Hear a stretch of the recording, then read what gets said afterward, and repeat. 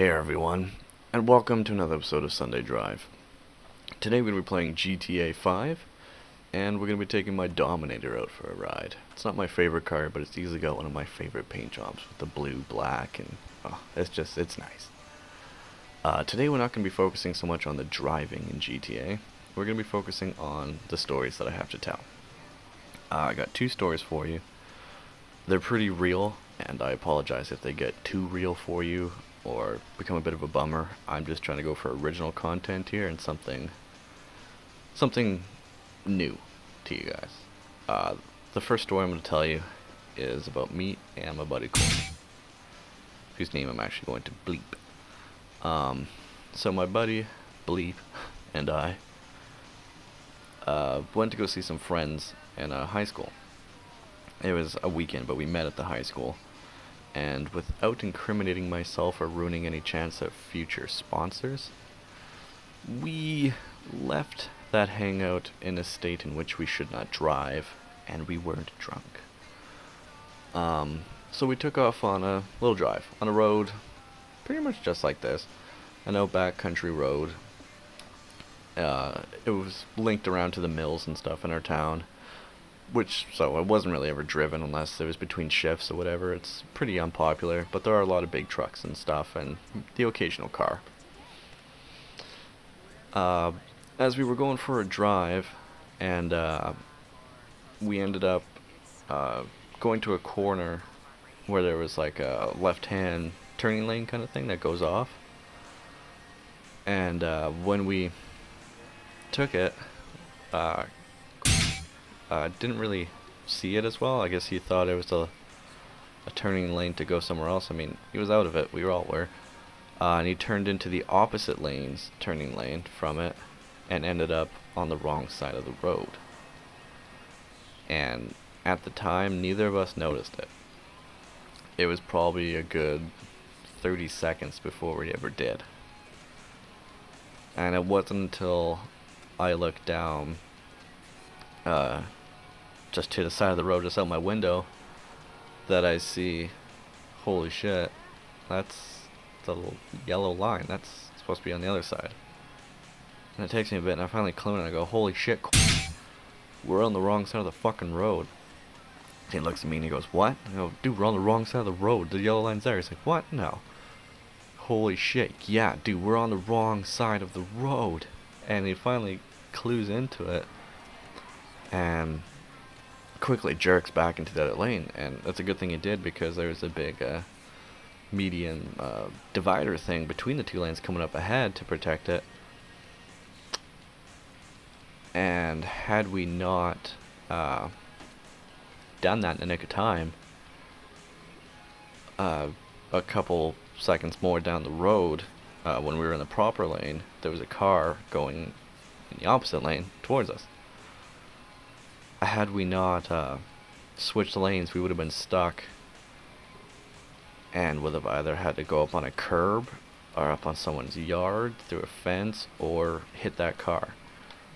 Were the pretty much the only options we had. So it was just extremely lucky that we did get out of there. This story is going to be about drinking and driving. And while you don't need me to tell you not to do it, because if you do, you are a fucking moron and should have your license taken away. And I'm not just talking about you going, I've only had a couple. Because if you've honestly only had a couple, I mean, I'm 200 pounds, 6 feet tall, I can have 2 cans of beer, and not really feel it. That's just because I'm that big of a guy. So, the same person who's $1.15 soaking wet, 5'4", you may end up feeling it a bit more. But we're not talking about that. I'm talking about the guys that say, I've only had a couple, and they're fucking definitely lying. Those people, fuck you. Stop driving. You're a hazard. Anyway, moving on. This is a story that I'm going to try and remember as best as I can. It happened, must have been at least, at most, 10, I guess. Me and my family had gone down to Washington, down to Seattle, to see a Mariners game. and we went with a parent's friend who lived down there. My stepdad, my mom, and my older and younger sister. Um, I was up in the front between the two guys, and the three girls were in the back. And as we were driving home, a parent's friend was pretty inebriated, and started to really stress everyone out. And it's becoming more obvious that he was drunk and couldn't really handle it as well as he said, but my stepdad was also in a pretty bad state. And the more it continued to stress my mom out and stuff, the more my stepdad had to kind of say something, even though it was his friend. He had to be the guy to tell him, you should really stop. But that was only making him more mad, and only really making him drive faster and more carelessly. He started running red lights. He was just not listening to anyone. From what I can remember, we eventually got him to pull over. After a lot of fighting and a lot of rule breaking, he eventually tried to listen to reason. And he pulled over, and they were going to switch sides. And I just remember them getting back in the car, and I can't remember what was being yelled or what was being said or anything. I just remember going the fastest I have ever gone in a car. Hearing the engine the loudest I've ever heard it. The sensation of being thrown around inside of a car and over these bumps and losing my stomach. And it was the first time I had ever felt that in my life. I will always remember it. And because he was so mad and maybe embarrassed or whatever he felt, he decided to drive as quick as ever, and we were getting air on jumps. We were flying. Eventually something finally did tick in his head, and he pulled the car to the side and finally did stop and cool down a bit before he drove us home. But we weren't in an invincible armored Dubsta 6x6. We were in pretty sure that was when we had a Dodge Durango SUV. It was either that or a 98 Ford Explorer. It was something that we would all get very injured in, even with a major crash. But it was also something that we would definitely kill someone else in if we hit them. And that's why I just want to remind you, again, plan ahead. I mean, my mom didn't have a license at the time, I don't believe. But both the guys should have been men. And looking back at it now, when I'm 22, and I have more common sense than they fucking did, to just plan ahead. Have a couple beers. You know what? Put the rest of your money on nachos or something else. Have some fucking food. Don't get as drunk as they did, because they endangered my entire fucking family that I lived with at the time. And you can't always get lucky.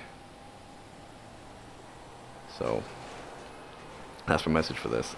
And I'm sorry if it's, again, heavy and getting a bit too real for you, but it could have ended a lot worse than it did.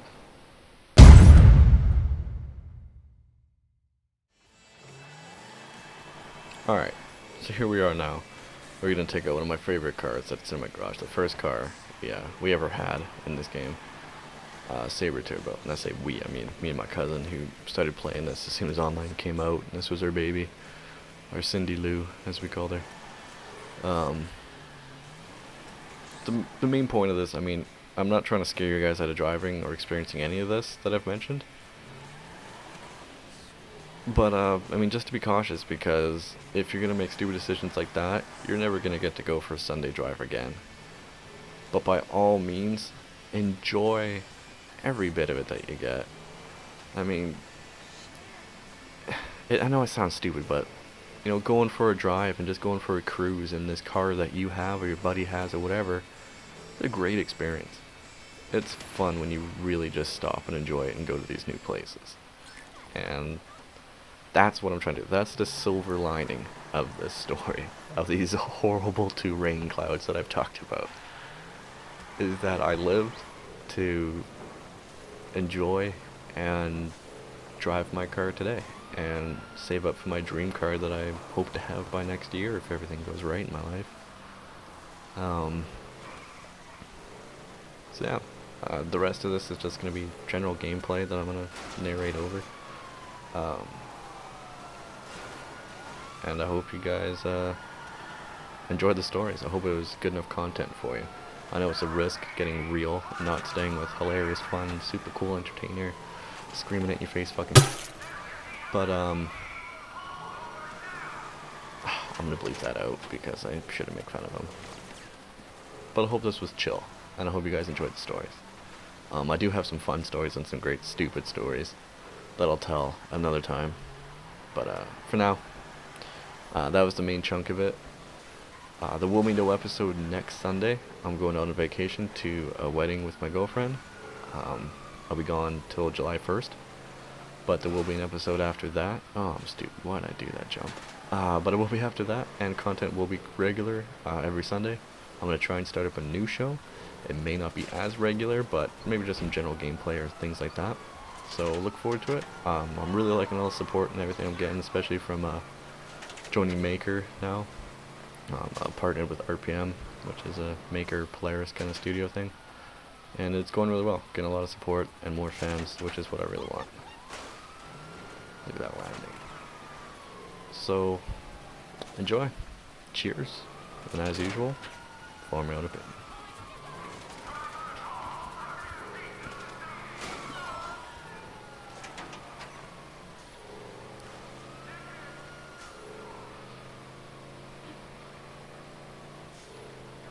So, for everyone that's still stuck around, you either are an actual fan of my work and like the gameplay that I show, or you're just enjoying the sound of my voice, which is also pretty cool.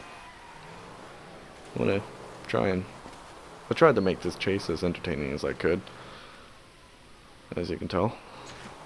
I tried to drive as best as I could, which wasn't as easy when I'm trying to narrate, but to be honest, I'm gonna let you behind the scenes a bit here. The audio that I recorded on my laptop was really fucked up and corrupted and garbled sounding, so I'm re-recording and narrating over this again. So it's not going to be live in the action in the moment, and this is probably going to be hopefully the only episode of Sunday Drive where I have to do this, because I usually like to do everything live when I can. So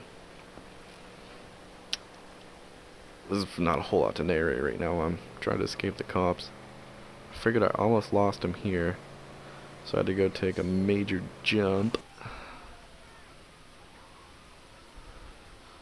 Didn't make it to the helipad. It's one I usually try and do on that jump. It's great to get away from bounties, cops, or anything. If you are around that area after the airport, take a right down there and then come back and hit that storm drain. You get down to the helipad, usually a helicopter sitting around there for you, and you just fly off to freedom. I've made that a lot. And at this point, I mean, I've escaped the cops. I'm done. I'm free. So I decided to go for a little drift and run here once I get it set up and going. There we go. Whoever was also at this time, I realized I have not escaped the cops. They're still on me. So I rip off, and then we go for a drive here to Los Santos Customs. Because I also just really wanted to end the episode so it didn't run way too long, which this episode probably can be one of the longest I've done. By the time it's uploaded, it may not even still be Sunday.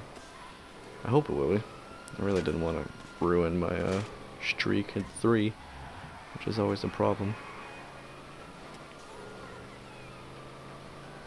And I'm using my knowledge of the city. As you can see, I don't have a map or a HUD or anything to tell me where I'm going, so I'm just trying to memorize where I am in the city and navigate. I do get a bit lost, but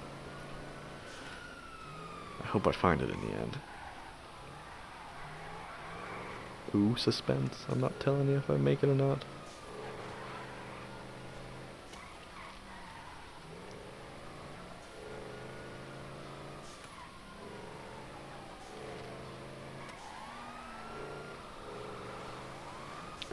I think if I had gone straight down that road, pretty sure that's where it is. And I just got lost and turned up the wrong one. Turn here. Oh no, okay, it was another block down. That's right up here on the right, I'm pretty sure. Yeah, there it is.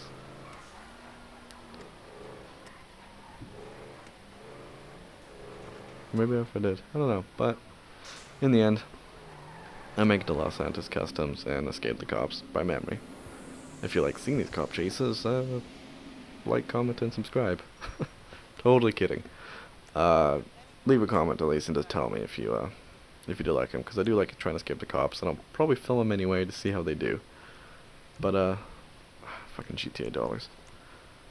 From Kamikaze Production and Design, I'm Matt, and I hope you guys enjoyed the video. For the rest of you who stuck around, thank you, cheers, and as usual, form your own opinion.